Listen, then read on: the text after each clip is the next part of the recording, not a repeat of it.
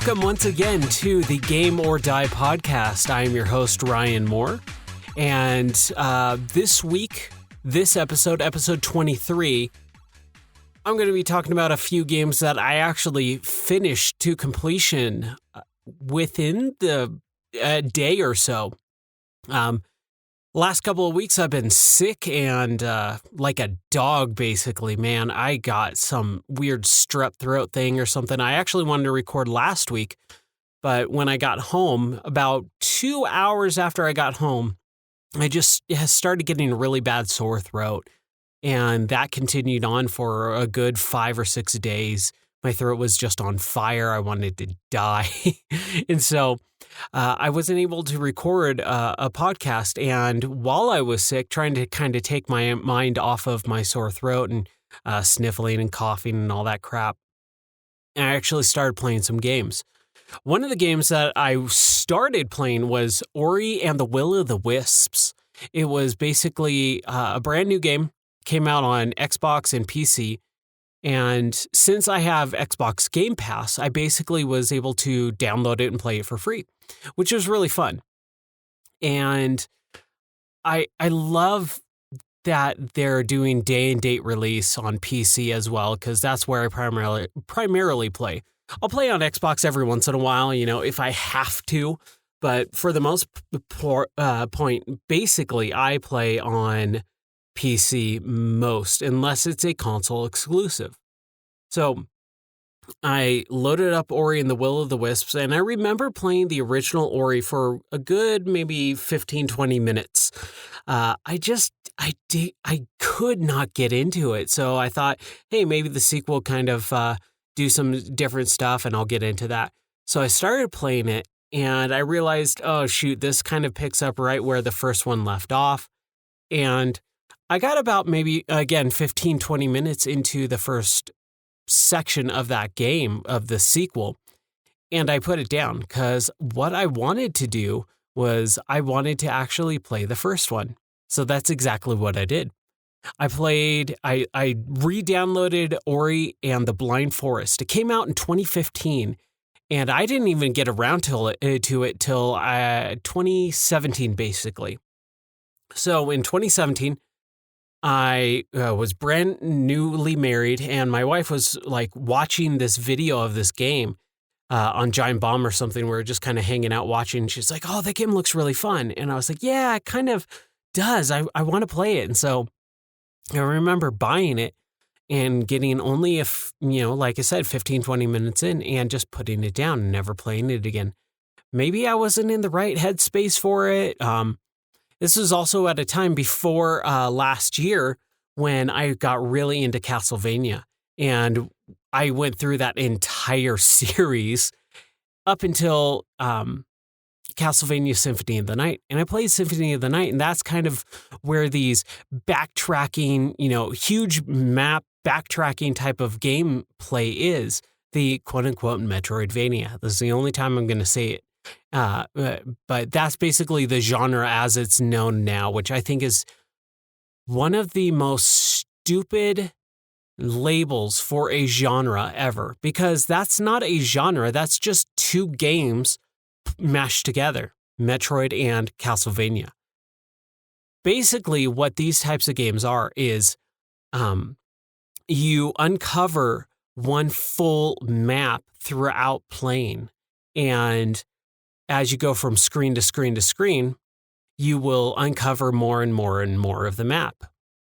And you have to progress through the game, but certain areas are blocked off and only accessible when you get the power up to do so. And most of these types of games are very linear. You can only progress one way. So you're kind of exploring a lot too. And I played Super Metroid a little bit late last year, kind of to go, man, I really want to play some of these types of games, especially Metroid, because I never played any of the Metroid games. Even the Prime series, I never really got more than, again, like maybe half an hour into them. So these games just have a lot of backtracking, but they're very linear if you actually take a step back and look at them. So I was like, you know what? I am more accustomed to this type of gameplay. I am more familiar with it now. So I'm going to try it. And so I went through Ori and the Blind Forest, and my gosh, it is so freaking beautiful. Even 5 days later, it is a absolutely gorgeous game. And the visuals are even brought up another level because of the soundtrack. The soundtrack is so absolutely breathtaking. It is one of those soundtracks, and I don't really often like orchestral soundtracks in games. I kind of hate them for the most part because very rarely do you ever get one that is not just the same old, same old. If you heard one, you've heard them all. And I started playing this game and getting really sucked in by the soundtrack. This game, the story basically is that you are kind of like this spirit called Ori, and you're kind of a cat-like creature. And you've got like this big, um, big hero number 5, kind of marshmallow-looking pudgy guy as your friend. And I honestly don't even remember because I picked up my save about 15, 20 minutes in from 2017. So I didn't get the whole gist of the beginning of the story, but that's kind of all that there really is. Basically, the forest that you live in is, I believe it's called Nibel or Nibble, whatever you want to say. I've heard it pronounced Nibel earlier today, actually, so that's kind of stuck in my mind. But basically, you live in this forest, and this forest has this corruption taking place. And so you have to go, kind of help your friends and kind of restore the forest to its once greater glory. And it is a Metroidvania. It's the one of those, types of games where you just explore and you progress and you unlock certain areas, and then you have to go back a little bit and unlock a different ability to gain access to those blocked off areas. But there's not really a whole lot of combat. I breezed through this game except for 2 parts. I very rarely ever died, but there was 2 parts that actually gave me some struggle. And it's these parts where you gain these abilities and you progress through the area and you unlock and kind of clear out some stuff. And each area basically has this final escape level. And it's like the original Sega Genesis Aladdin game. The magic carpet flying through the Cave of Wonders as it's collapsing, the lava's chasing after you type of escape, where you have to run and make every jump perfect. And so you are trying, and this is where I really started going, this is kind of souring my experience. I was loving the game up until these 2 parts. This escape level where you have to basically memorize every single little tiny area and jump.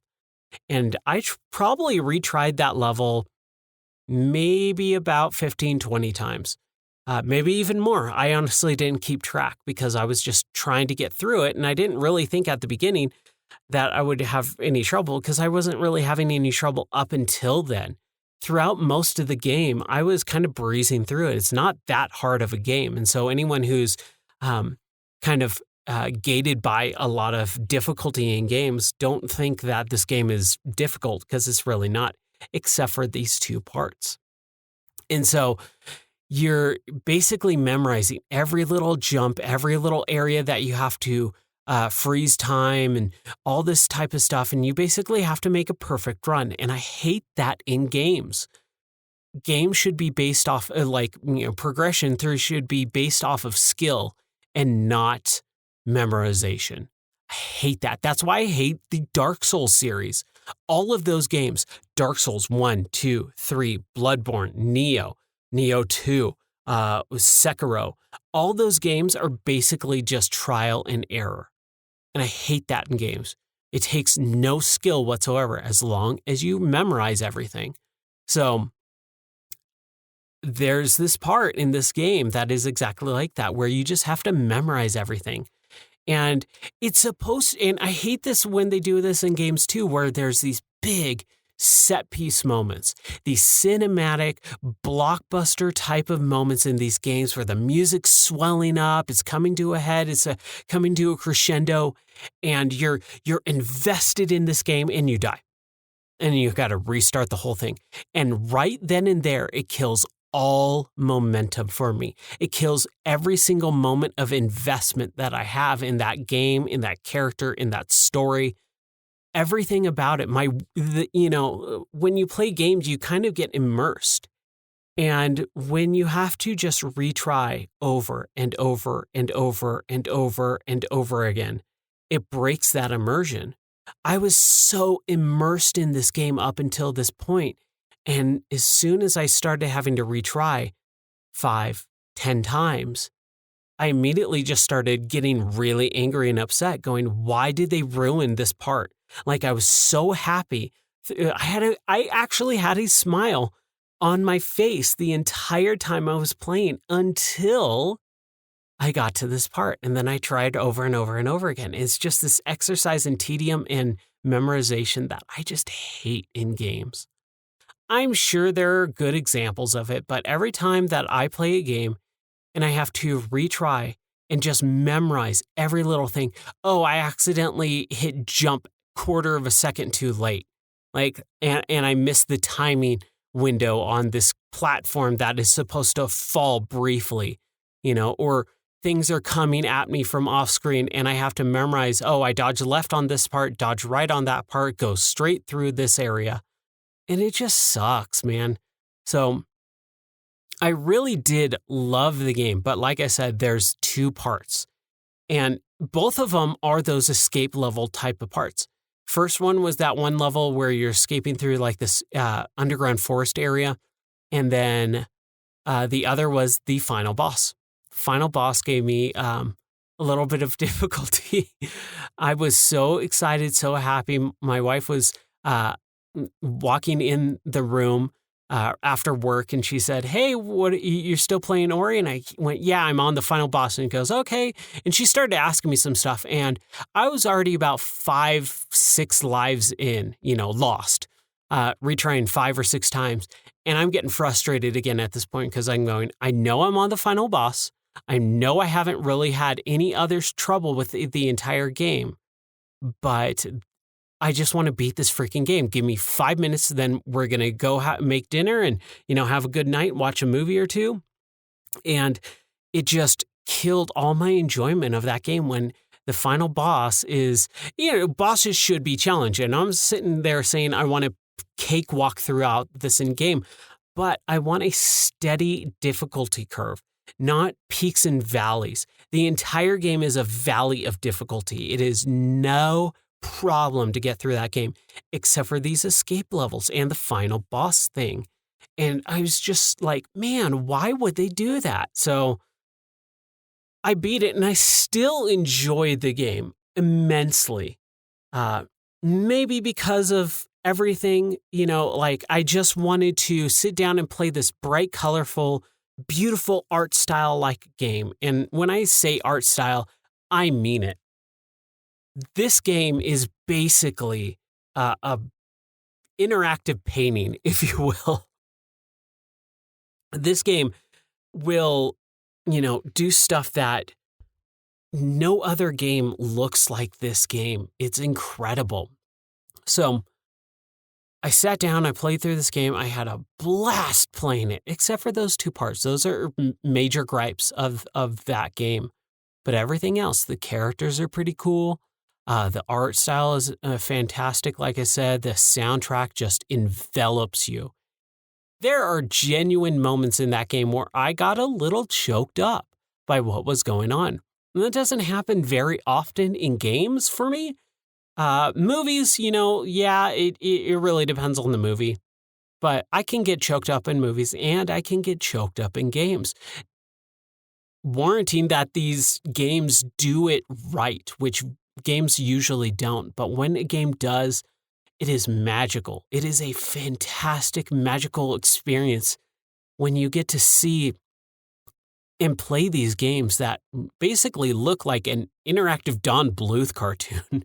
So I sat down and I played through this game and I beat it fairly quickly. It was not a game that took too long. I think it took all in all about 8 hours or so, 7.5, 8 hours to finish.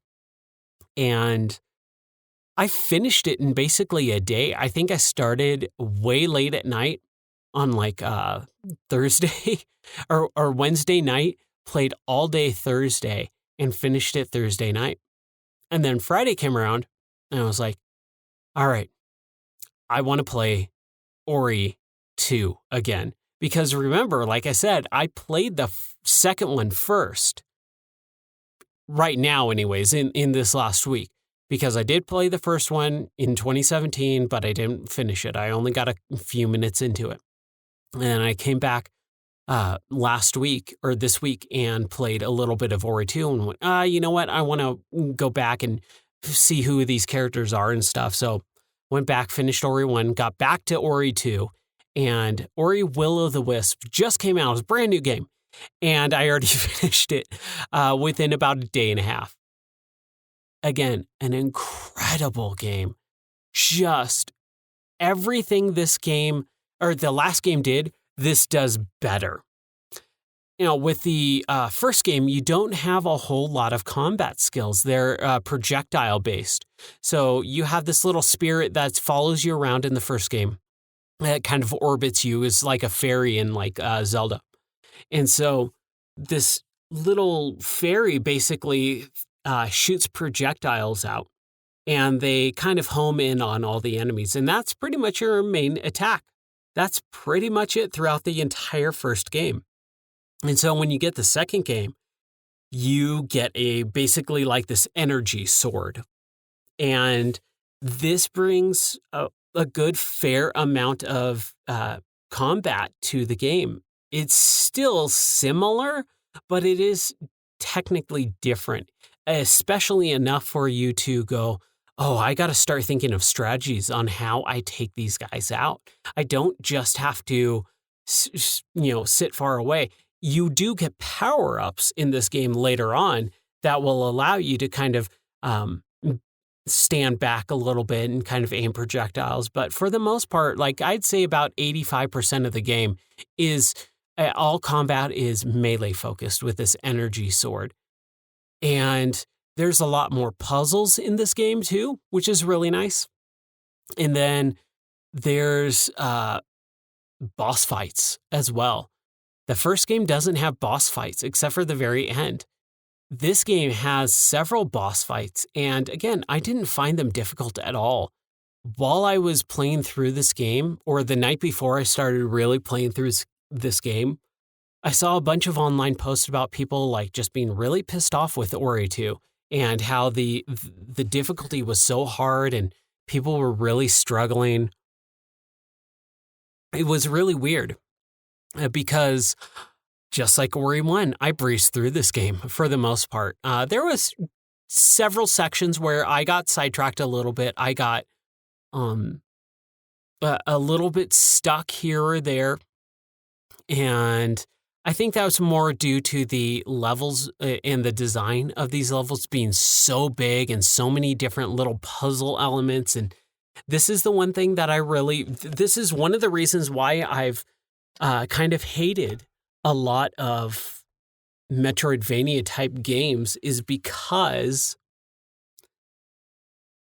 so much of it is backtracking and they don't tell you that you need something to progress through the level or this area. So there's a lot of times where there's a little enclave that has a puzzle that once you finish this little area, you get a extra life heart container type thing, or energy ball, or that basically this one character will use to kind of unlock certain paths and things like that. So there's a lot of collectibles in this game. And these little enclaves, these little areas have these collectibles tied to them as kind of the prize for figuring out the puzzle. So a lot of these puzzles are traversal based. you have to traverse this area with the power-ups that you get throughout the game, and you get to choose your power-ups. There's a lot of characters in this new game that will sell you certain things like items or power-ups or upgrades. There's items that you get through finishing kind of the main quest and stuff like that. There's side characters and giving you side quests and fetch quests and all this type of stuff. So it's a much bigger game, but these areas don't tell you, and this is, like I said, the reason why I don't like those types of games in the first place and why I've been so hesitant about getting really into them is because they don't tell you that you need to have a certain item to get through this. You're just supposed to know.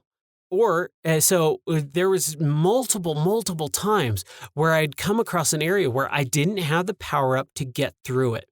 And I spent 5-10 minutes trying to brute force my way through this puzzle, going, this is harder than it should be, right?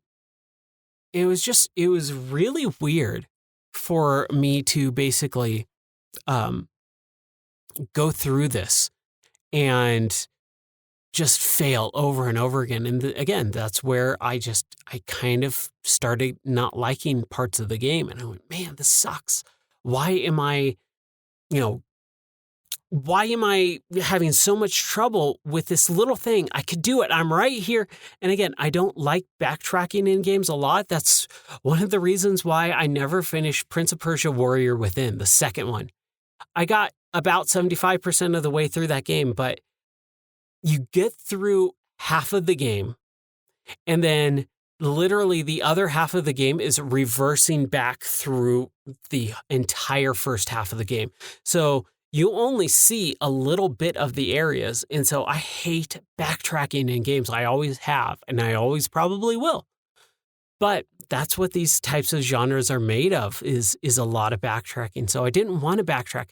Also, it's a little bit harder for me to memorize, the layout of the map and stuff like that. So there would be times where I'd see a power up, I want to get it, and then I go, I'd bash my head against the wall of this puzzle for 15 minutes and then just finally give up and go, you know what, maybe I don't have the power up for it. Leave, and then completely excuse me. It's like 3:00 in the morning right now. I completely forget about the power up. And then I just, completely miss it until the end of the game. And then I'm so overpowered at the end of the game, I don't even need it. And that's another little issue with this game, and even the first one, is you get overpowered very, very quickly in this game. Oh my gosh. So basically, like I was saying, there's these upgrades and these shards that you can equip. Some of them are passive abilities. Some of them are abilities you should already have at your disposal, and they shouldn't be a shard to begin with. It should just be a main primary mechanic of your character, like sticking to walls or triple jumping or whatever. These should be upgrades or whatever that you just unlock the ability and don't have to use one of your shard containers to basically implement in the game. So you basically have to choose if you want to stick to walls or not, which is kind of insanely hard to play through the game if you don't. So, like I said, there's some weird stuff, but there's these powerful shards that you can upgrade as you gain more energy, which is basically like, not energy, sorry, but like these spirit orbs. These spirit orbs are kind of like the currency in this game, where you can purchase new abilities and new shards and upgrade shards and all this stuff from characters. And so there's a couple abilities that you get, and if you upgrade them, you become extremely overpowered. And I didn't look anything up in this game or anything like that. I don't do builds of characters. I just play the game. I don't really care about that. And that's another thing with, like, I'm still playing a little bit of Division 2 every once in a while. And anytime someone talks about that game, they talk about their character builds. Oh, you have to have this gun and, this armor and, all that. And I'm like, dude, I just want to play the game. And whatever I pick up, if it's better than what I have equipped currently, then I'll swap it out. And I'll destroy the old ones or sell it or whatever and just kind of play through the game. That's how I did this game too. That's how I did the Ori games, because I'm not sitting here trying to no hit, or not get hit throughout the entire game or beat it on a speed run of 4 hours or something like that. I don't care about achievements.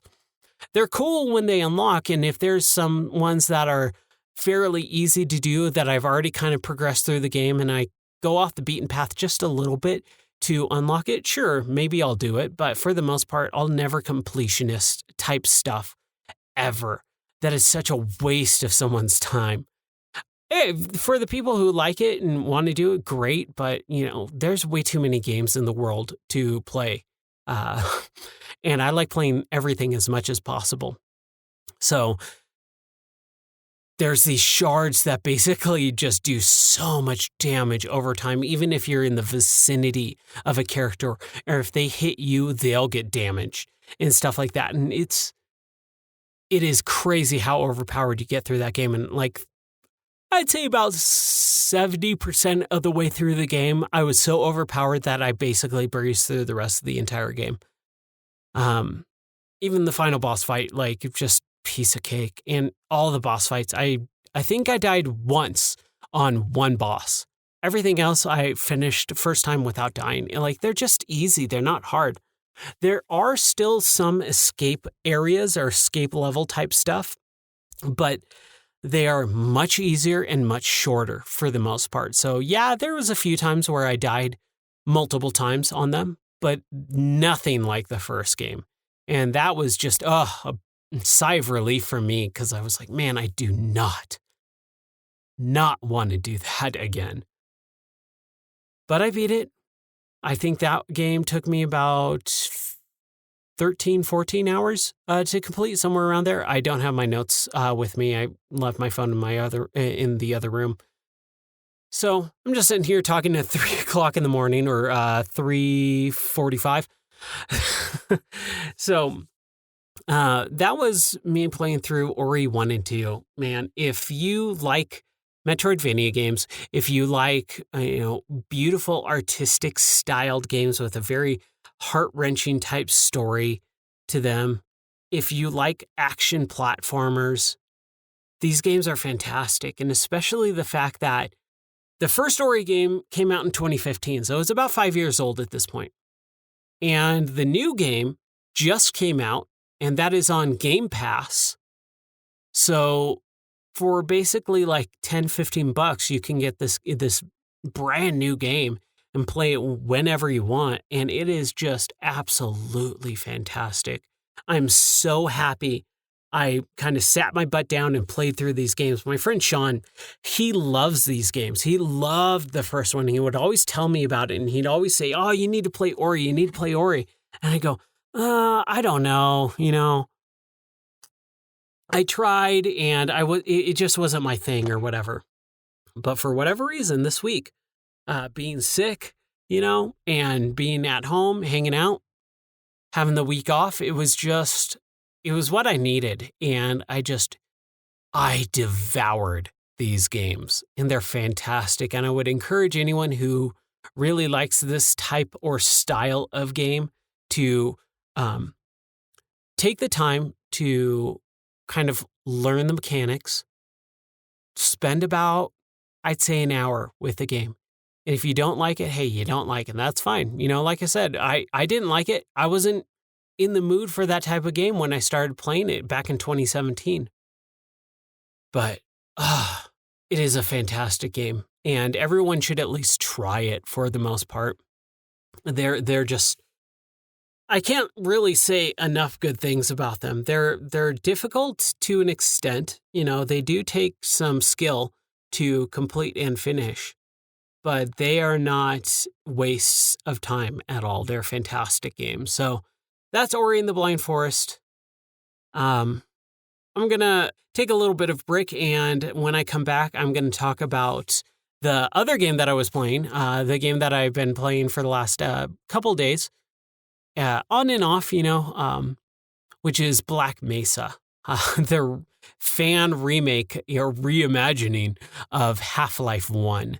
And the reason why I started playing it is because of the VR game coming out soon. So I'll talk about that when I come back. Thank you very much for listening. And in the meantime, until the break is over, here's some fun music for you.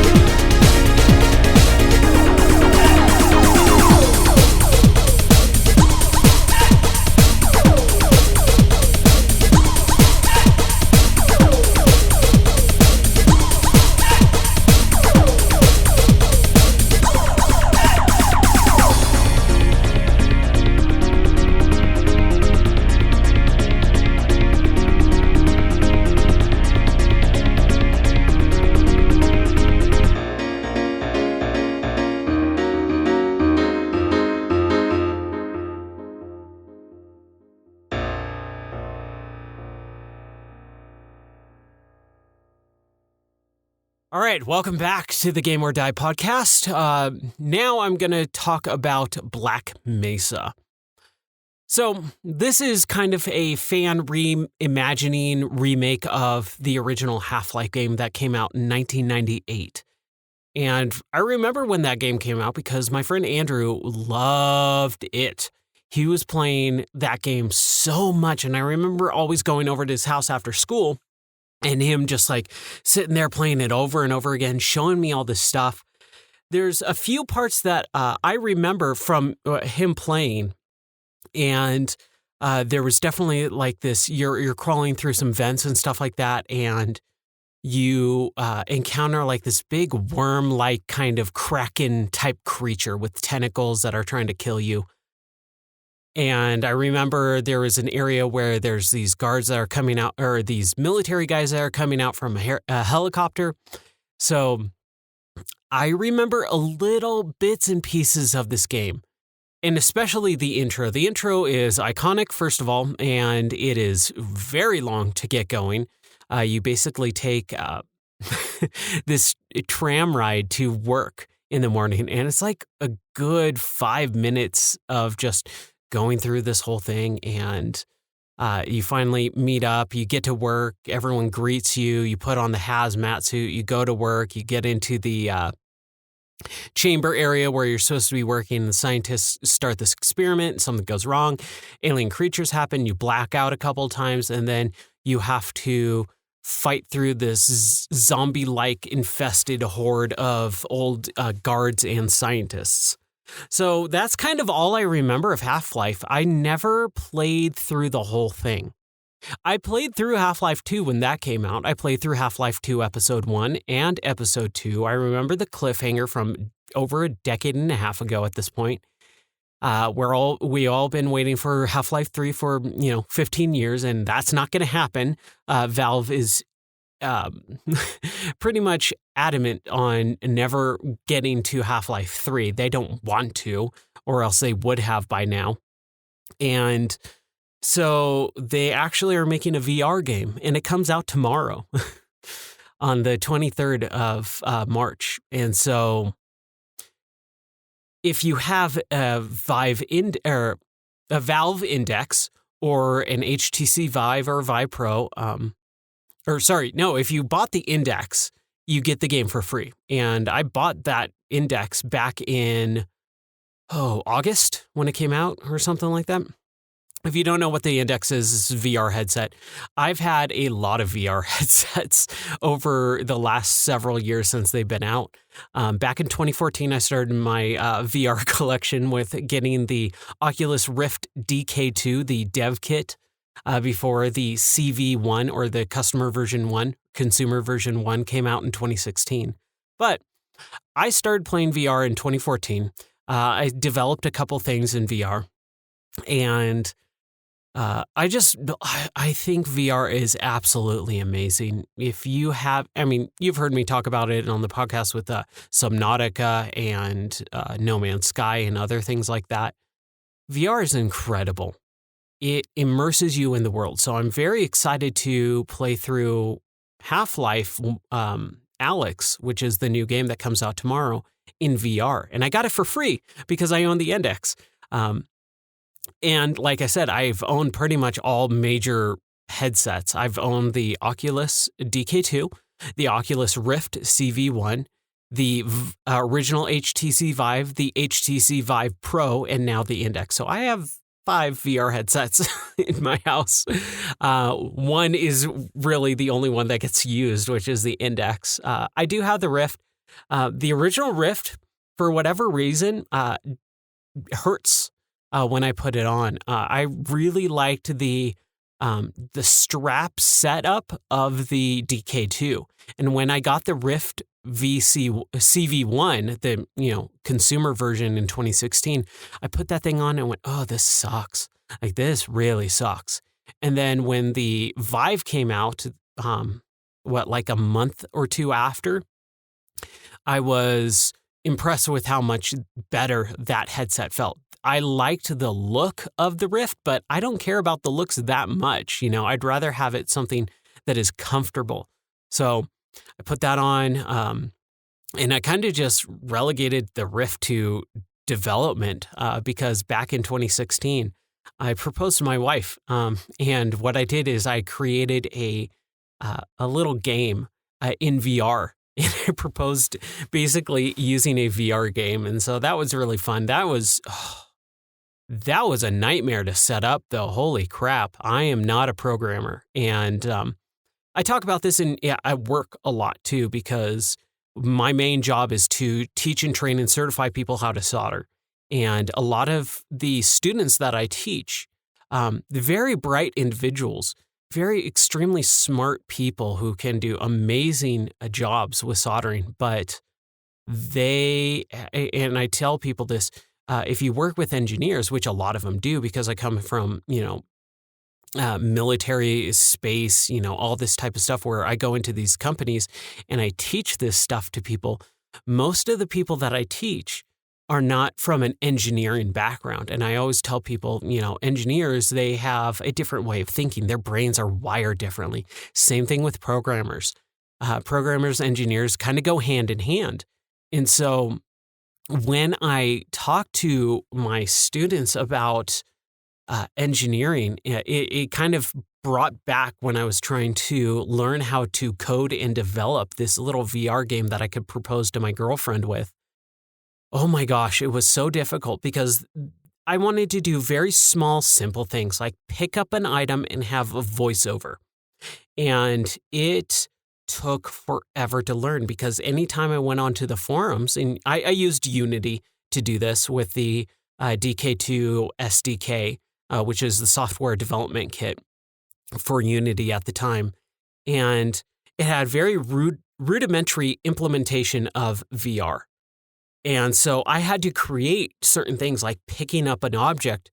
And I was like, this shouldn't be that hard. Other games have, or other demos have done this because there wasn't really all that much game at the time. It was a lot of tech demos and things like that.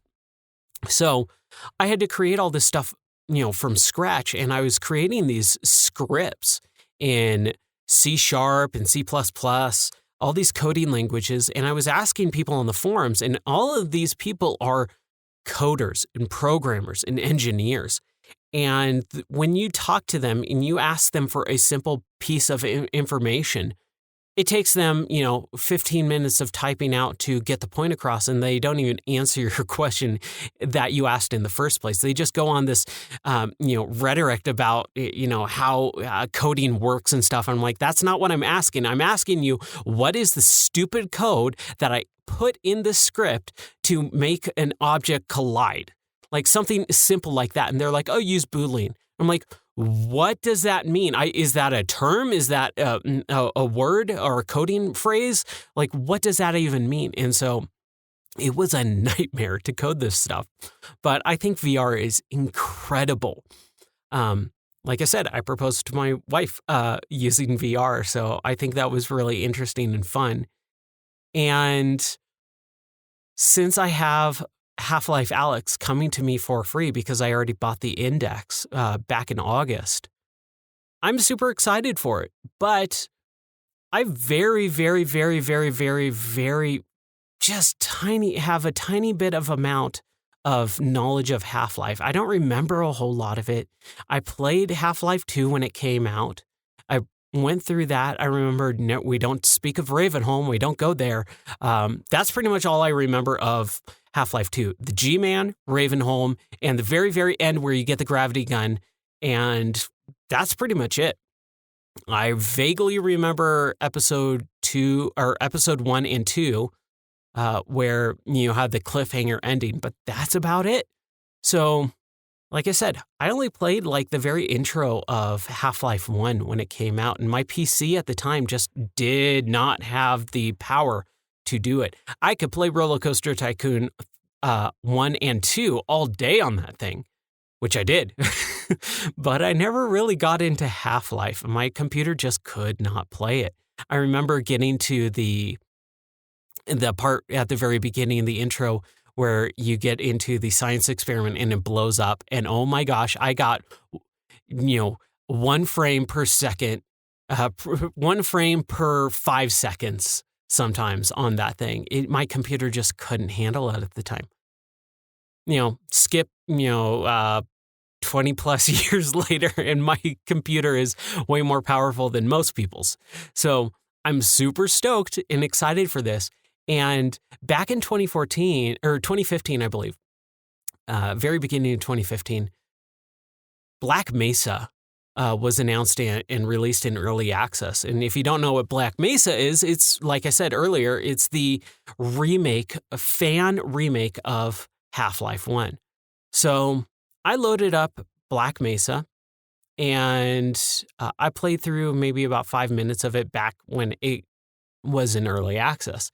And over the years, the last 5 years, they've been developing more and more and more and more of it. So it was never a finished product. And I went, well, if I'm going to play through this game, I want to play through it to completion, in one go. I'm not going to restart over and over again, or I'm not going to, sit and play this game in chunks over however many years this thing is going to be in development for, which turned out to be 5. So I just quietly waited. And waited and waited. And yes, I could have played Half-Life 1, but I said, if people are remaking this with better physics, better graphics, and all this stuff, I'll play it, this remake version, not the original. So I think it was about a couple of weeks ago, they announced Black Mesa is coming out of early access. 1.0, it is finished. All parts of the game are done. Yeah, there are going to be probably updates and things like that with pretty much every game that comes out nowadays, but the game is finished. You can play it from beginning to end with no interruptions. So I went, finally, awesome. And since Half-Life Alyx comes out, tomorrow, I'm like, man, I want to play through Half-Life 1. So I did. And I've been playing through Black Mesa for quite a while now, over the last 4 or 5 days, I'd say. Just do maybe an hour or two. I've been getting stuck in some areas because the game does follow pretty much the entirety of the Half-Life 1 story and the level design. Yeah, there are some tweaks here and there. It's not a one-to-one comparison, but I mean, it pretty much is Half-Life 1 remade. So I'm going through this stuff and there's just some stuff that I'm not familiar with. I don't know how this game works because I never really played it. And so I get stuck here and there every once in a while, but it's nothing too bad. I'll quit out of it. I'll do something else, come back to it, and then breeze right through it. It's like a puzzle. That's what I love about puzzles.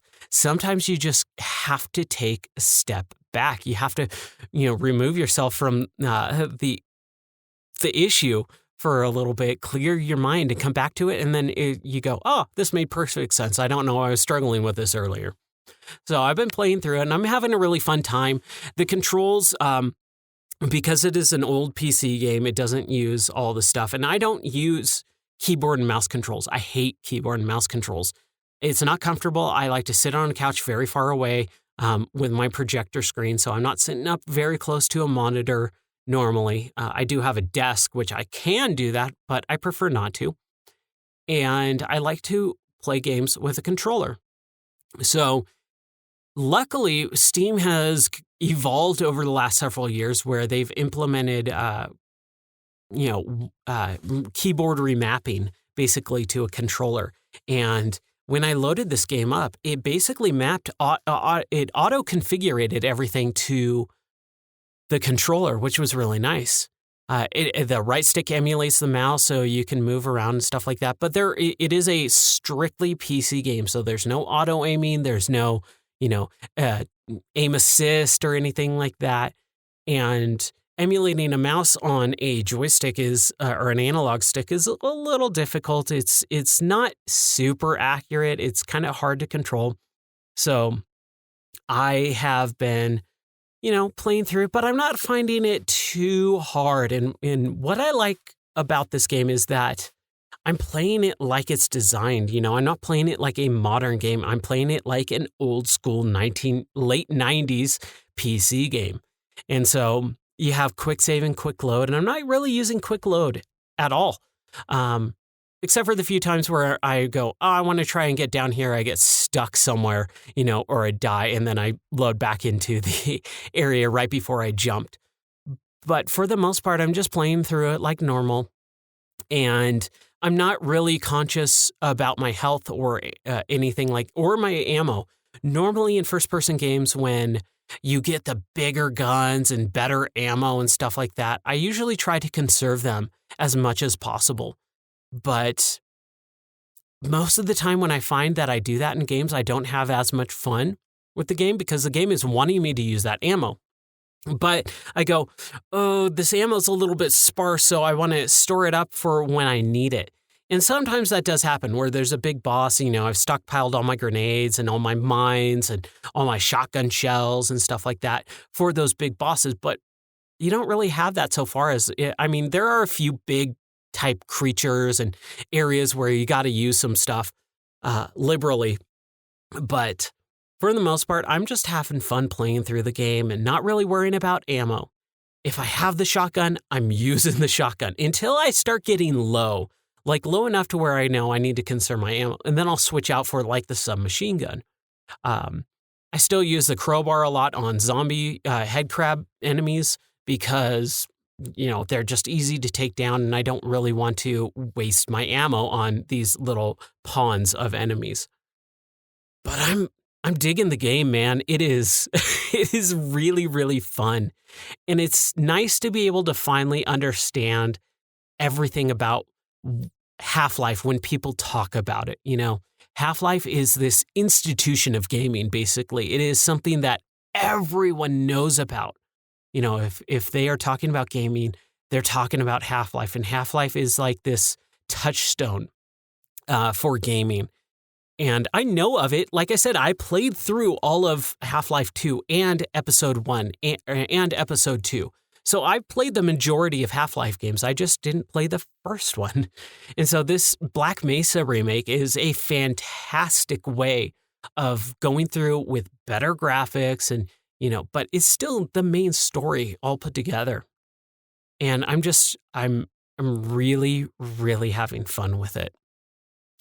I hate horror games for the most part, and there's definitely horror aspects of this game. It's a sci-fi game, and it was funny. I was playing last night with my wife, watching me. She's playing Animal Crossing, and I'm going to do a special episode probably next time with her talking about Animal Crossing, so heads up for that.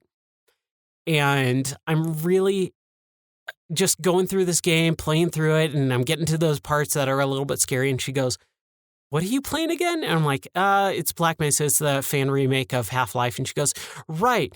I thought this was a shooter." And I'm like, "Yeah, it is." But she's like, "This is horror. Like, there's zombies. I did not think this was a zombie game. And don't you hate zombie games?" I'm like, "Yeah, I do. But there's something special about this one. It's really interesting and it's very different. And I'm just enjoying it, you know? And like I said earlier with Ori, it's just something different, you know, that's out of my wheelhouse a little bit. It's not the normal types of games that I go to. I just replayed, and I think I talked about this, but I can't remember if I did on the last episode because the last couple of weeks have just been kind of mushing together. But I played through a lot of older games lately, and so I wanted something new, so I played Ori, and then I wanted something new again, but something a little bit old school as well, and so I'm playing Black Mesa. Brand new, technically brand new game, but off of an old blueprint, basically, of an older game. And even though it is scary, I'm having some fun with it. And I don't want to play Doom right now. You know, maybe in the next week or two when I kind of get bored and have nothing else better to play, maybe I'll get to Doom Eternal. And I also have, I got Resident Evil 3. I kind of don't know why I bought this game, but I bought Resident Evil 2, the remake of Resident Evil 2, last year when that came out. And I was like, man, you know, I just want to play something, you know, in the zeitgeist, everyone else is playing it. I want to kind of be in that discussion and listen to podcasts and not be spoiled and know what they're talking about. And so I picked up Resident Evil 2. And as much as I kind of hated parts of that game, and I hate playing horror games, I just do. It's not fun for me to be scared, especially when I'm playing at night, you know, with headphones on, my wife is asleep, and I'm just sitting there cuddled up with a blanket and my cat in my lap, and I'm just freaking out. I hate zombie games. I really do. I hate zombies. I hate zombie games. I hate survival horror games. I don't like being afraid. But for whatever reason, Resident Evil 2 Remake really clicked with me, and I had a lot of fun with it. And so basically, a year later, they come out with Resident Evil 3 Remake with Nemesis. And I remember Nemesis. And again, my friend Andrew loved the Resident Evil games. I bought Resident Evil 1 on PlayStation, the DualShock edition. So they released the original edition, and then on PlayStation, they just had the normal controls, no analog sticks, and then they finally came out with the analog stick controller, which was the DualShock 1, for those of you who are super young and only know DualShock controllers. But they released a special DualShock edition of Resident Evil 1. So I went into Warehouse, our local video retailer and music store, and I would always go there and buy games from them because, you know, that's where I bought games. Every once in a while, I would buy something from Blockbuster, but Blockbuster was more rental. Warehouse was a little bit half rental, half purchase. And so I bought a lot of games from Warehouse. And we lived in a gated community at the time. And so I would ride my bike all the way out of the gated community, and it was far too. Coto de Caza, where I grew up, is a huge, gigantic gated community, miles and miles and miles long. And so I would ride my bike all the way to warehouse and back, and it would take a good chunk of my day to do that. But hey, that's what I did when we were kids, right? So I went and bought this game, and I played it for a little bit, and I just hated it. And so I think I gave it to my friend Andrew, and he played through it. He loved it, and then he played Resident Evil 2 and 3 and Code Veronica and blah, blah, blah. And so I've never really been a big Resident Evil fan, so I started playing Resident Evil 2 Remake because I just wanted to keep up with podcasts and other people talking about this game and knowing what the heck they were talking about. And I really enjoyed my time with it. I look back at it a year later and go, man, I had fun with that for the most part. I wasn't as scared as I normally am with those games. Yes, I was, but not terrified. I just don't like those games for the most part. But a year later, they, come out with the third game, remake, and it looks good. It's, going to be more of the same type of, remake, which is extremely well done. So I wanted to play it, and I bought a copy of it, and I'm waiting for it to unlock, basically.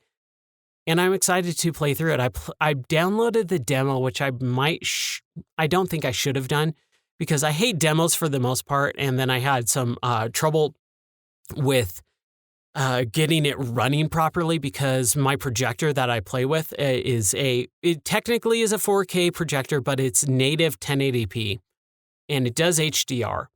And all new games, whenever you launch them, launch at 4K resolution and HDR, and sometimes the projector has a really hard time pushing out the signal and receiving it. And so sometimes it'll be a black screen. So I had to futz around with the config files and stuff like that and just get the game running so that I could see it, because it was just basically a black input screen for a little bit. And also my projector does 120 hertz as well. So that's really nice, having a 120 hertz monitor or a projector.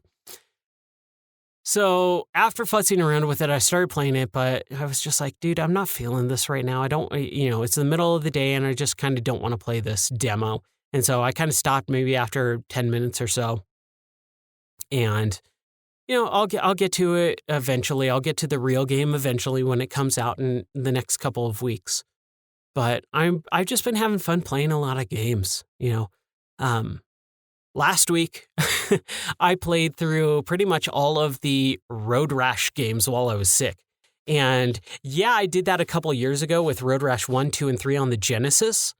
But I actually played through the PlayStation Road Rash games, which I don't have much, familiarity with at all, pretty much. I played Road Rash on the PC at my cousin's house. I remember my cousin had it, I believe, on the PC. It might have been the PlayStation version, but I remember sitting at his computer monitor and playing it.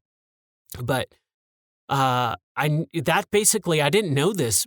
The PlayStation, PC, Sega Saturn, and 3DO version of Road Rash is a remake of Road Rash 1 on the Genesis, and I had no idea about that. But it's super, super different, and I did talk about it on the podcast because I remember the art for it was the weird claymation kind of Speed Demon music video, weird Soundgarden music video, stretched out faces.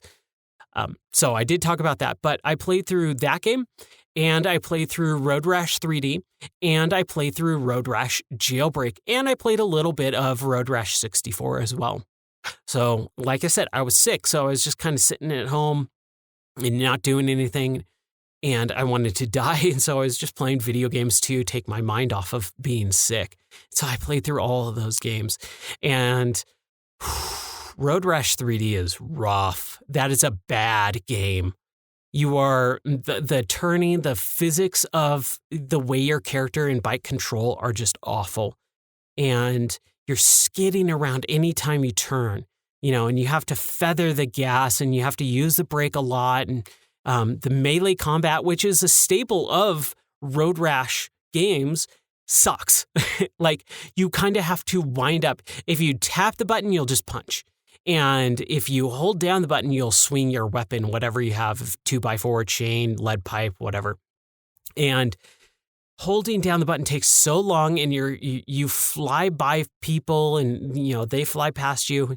And so it's a lot of timing issues with trying to hit people. They take so many hits to go down. And because the levels are so squirrely, there's so many turns and curves, and you're going so fast, and you get knocked off, and everything's so compact in these levels that it's not even worth hitting anyone, because most of the time you'll miss because you have to wind up, and have to have that timing window, and they're coming up behind you, and they are because you see them in the little mini map or whatever. But it excuse me, it just sucks. It sucks hardcore. And so I played through Road Rash 3D, and that was a slog. That was so hard to get through. And then I played Road Rash Jailbreak because I heard that game was way better. And I don't remember Jailbreak at all. I remember at this store, Games for You, the one that I managed for a while, that I remember the artwork for that game, but never really playing it or even looking at it more than a split second when I was trading stuff in or selling it or whatever. But while I was playing 3D, I read some reviews after I wrote my review, and everyone was talking about Jailbreak. And Jailbreak is so good, it's so much better than 3D. And yes, it is way better than 3D, but it's still not that great. I had some fun with it for the first little bit, but I wasn't digging the story. I hated the story. I hated the atmosphere of it. Basically, everyone's a convict and just bad people, ugly, disgusting people.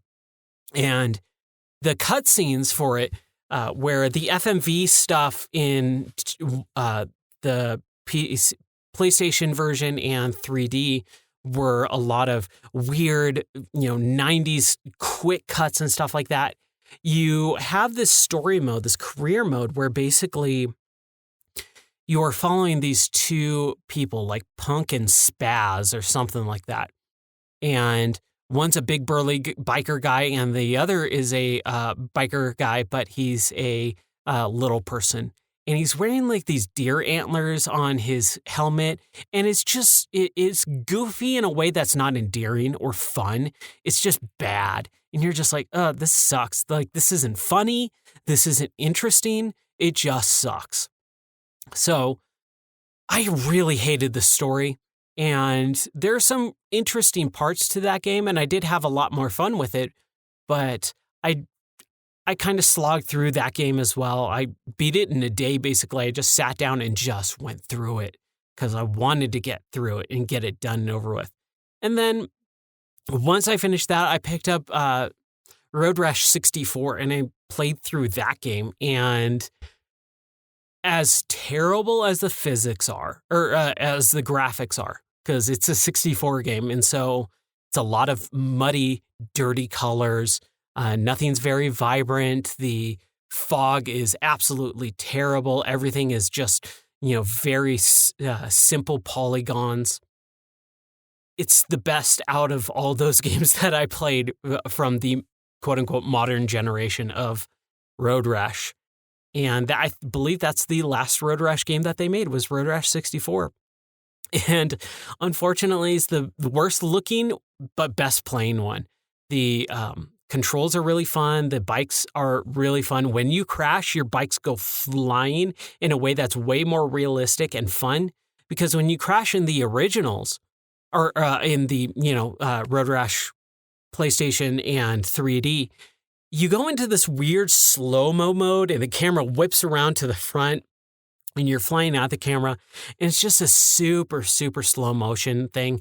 Like the frames drop to 10 frames per second. And it sucks. It's not good.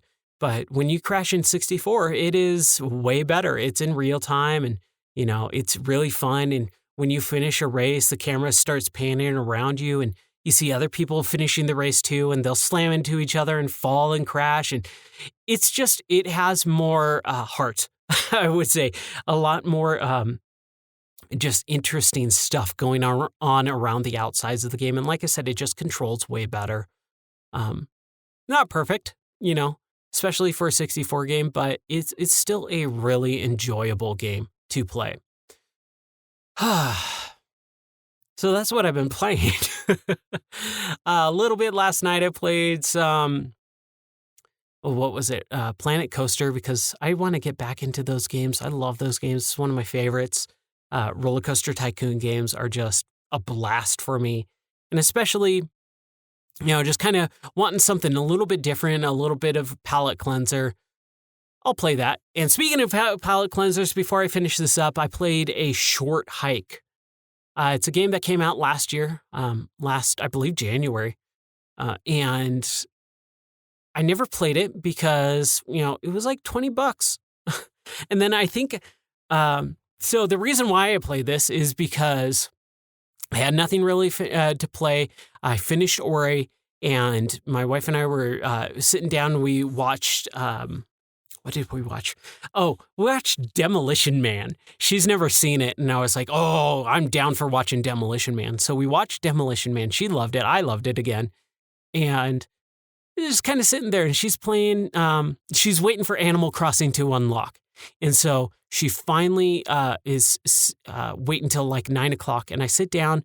I'm like, man, what do I want to play? And an Epic Game Store, as much as everyone hates them and stuff like that, hey, it's video games. I'll buy whatever I want as long as I can play it. And like I said, there's Satisfactory on there, Dangerous Driving on there that are exclusives. And so I bought a couple games from Epic Game Store, and I don't think they're the worst. I don't think they're the best store by any chance, and I'll absolutely more than want to buy a game on Steam, but if they're giving away free games, I'm going to, get them. And so I've been accumulating a lot of free games from Epic Game Store. I have like 70 plus games in Epic Game Store, and 99% of them are free. So they released a Short Hike as one of the free games, and I got it, and I was like, oh, maybe I should play this. And I use GOG Galaxy for my launcher of launchers, for all my major PC games at this point, except for VR, because VR is kind of a little bit weird, and you have to use Steam VR for that stuff, but GOG Galaxy is kind of my launcher for stuff. And so I was like, oh, I'll start playing a Short Hike. And I didn't realize until a little bit later when I was going to download it that I already owned it on Steam from a Humble Bundle, I guess. And so I downloaded it, played through it. It's about an hour and a half long, and it is really good. It's another palate cleanser type of game. Basically, you're this little penguin type creature that your aunt kind of basically like takes you to her house for like the weekend or, the summer or whatever. Story's not super in depth. It's just a very light, easy breezy story. A couple pieces of dialogue here and there. But basically, you're this little penguin creature that your aunt takes to her island that she lives on. And the island is very famous for this mountaintop view that everyone goes on. And so you have no cell signal, so you can't really do anything around the house or the island. And your aunt goes, hey, you should take a short hike to the mountaintop. It'll be a nice little breather, and you'll get some phone reception, because that's kind of the only place that you can get cell reception on the island. So your whole goal is to just hike up this mountain. And the way you do that is by climbing and gliding. And the way you climb and glide is you use these what are called golden feathers that you use up as you climb and glide. It's kind of like an energy mechanic or a stamina mechanic. And you can also flap your wings, and then it will use a gold feather. So you got to get a few gold feathers. I think I got like 13 gold feathers, somewhere around there by the end of the game. And you purchase one at the visitor shack, like the Forest Ranger area. but everything, all the other golden feathers you find throughout the game are just kind of littered around. And the way you find them is just exploring. So it's an exploration game. There's no fight mechanics. There's no protagonist or antagonist, sorry. And you just walk around and talk to people and kind of help them with some little side quests if you want. Some people are missing some items. So if you find them around the area, you can go get them and you'll get a bucket and you'll get, a fishing rod and you can go fish and stuff like that. It's just an enjoyable, peaceful game. It really is, especially for free or was just a few bucks for me. It's fantastic, and I highly recommend it if you want something just breezy to get through in one sitting. It's a one-sitting type of game, and you just play through it and have fun. So, highly, highly, highly recommend it. Everything else, I've been playing is not that crazy. I mean, that's pretty much all that I've been playing. One last final thing on the short hike. The graphics are weird. It looks like a GBA game, is a Game Boy Advance game. And it can get a little bit rough, but it's still fun, Playing it on a gigantic 120-inch projector, little rough on the eyes, but your eyes adjust to it, and it didn't really cause any issues for me. But I wish I could replay that game for the first time again, just because it was so... it was a breath of fresh air for gaming. Those games don't come along all that often. There's also, I want to get back into Stardew Valley. I got that game when it came out, and I enjoyed it for, I think I played like 12 or 13 hours of that game, and I had a really fun time. But again, just every once in a while, you need these palate cleanser type of games. You need these games that are just breezy and just fun and light and lighthearted. And so, it's fantastic. I highly suggest it. I've been writing a little bit more here and there. I did a couple reviews for Ori. I think I did a short hike review. But if you want to check out the website gameordie.net, that is the website that I write on and do some stuff with. I'll probably do another podcast soon as opposed to later. I normally do one like every month or so, but I've got some more free time, so I'm having fun playing a lot more games, and I want to talk about them with you guys. So thank you very much for listening. I really do appreciate it. I have some statistics finally set up, and so I can see that, hey, I've got a few listeners, and that's enjoyable for me. It just makes me feel good that I'm not just talking into a microphone by myself. People are listening, and if you want to hit me up on Twitter, it's at themadman007. Same thing with Twitch. I'm probably going to be streaming a lot more lately. So, check it out if you see me online, watch whatever I'm playing. Like I said, this is just for me for fun. It's a creative outlet for me, and I'm really enjoying it. I like talking about video games, man. If you can tell, I can sit here and talk for hours and hours and hours about video games and discuss them with people. I love doing that. So thank you very much for listening. Next episode will probably be a very special episode with my wife, Elizabeth, who has been playing the crap out of Animal Crossing. Seems like she's really enjoying it because I barely have seen her around the house because she's just sitting cuddled up with our dog and cat and just playing Animal Crossing. She loves that game, and so I'm going to talk to her about that next time. But thank you very much for listening. Check out gameordie.net for some articles, some reviews or whatever if you want to check out some other games that I didn't talk about. But that's kind of a lot of what I've been playing in the last month or so. Couple of weeks. But until next time, thank you very much for listening, and I'll talk to you later.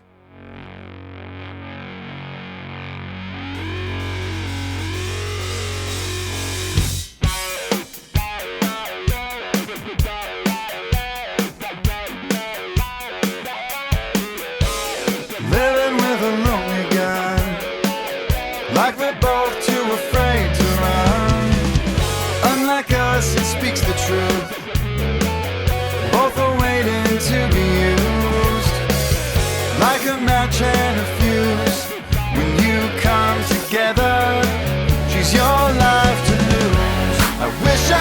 Turn